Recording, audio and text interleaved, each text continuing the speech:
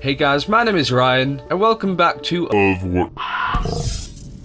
Take a seat. Let's tell you about the darkest mysteries of the Overwatch universe. With recent controversies surrounding a certain hero's derriere, we feel it's part of a much bigger cover-up. It's just a red herring to draw us off potential new heroes, teasing their introduction and potentially joining the fight in the near future.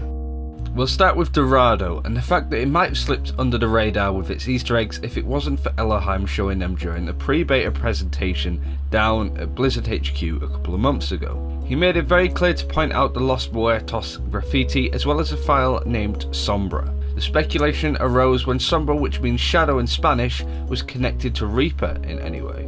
For those that don't know, Reaper's name is Gabriel Reyes, which gives off an indication that he might be of a Latin American or Spanish background. There were those that thought maybe Shadow was an early name for Reaper, or even Soldier 76, as the table from Dorado is full of different aliases of Jack Morrison. But this was later addressed with a new voice line from Reaper saying this. Where's Sombra when you need her? Not only stating that Reaper is not Sombra, but that the two know each other in some capacity. The thing that I feel has been overlooked the most though is the graffiti of Los Muertos, which means the dead. Elohim specifically pointed out the graffiti, saying it's something you should look at. But check out this player icon. It looks familiar, right? Could this be a hint to Sombra and her affiliation with Reaper? We're getting closer now, and I'm sure we'll find out soon enough.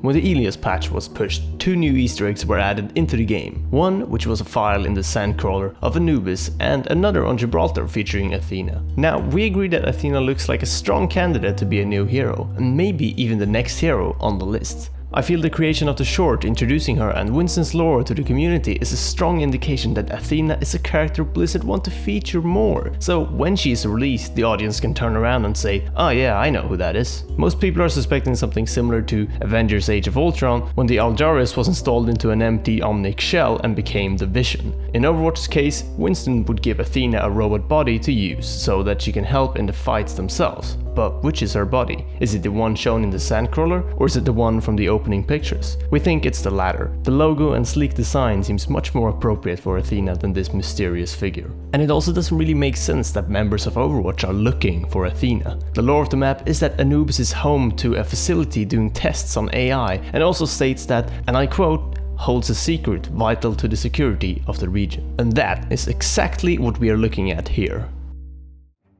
The first time we heard of Doomfist was back in 2014 in the first Overwatch trailer shown at BlizzCon. The Doomfist gauntlet is an extremely powerful weapon which Reaper and Widowmaker have been trying to steal. But who exactly is Doomfist? Let's go to the Doomfist exhibition in Nirvana for more clues. Several banners are hanging around the map featuring three different Doomfists. The Saviour, the Scourge and the Successor. This implies that Doomfist is more of a title for the person wielding the gauntlet, and it was also later confirmed that Doomfist was or is a generational hero by Chris Metzen himself. Interestingly enough, we can only see the face and name of two mentioned on the banners in Nirvana. The third one is but a silhouette with a name written in an unknown language. This suggests two things, either that they're trying to keep the alias of the Doomfist a secret, or they're just trying to suggest that the next Doomfist could be you. This is where it gets a little bit interesting though. Let's go back to the second Doomfist, the bad guy, also known as the Scourge. It's an interesting name for a Doomfist character, right? For those that play World of Warcraft, what does the term Scourge remind you of? The undead.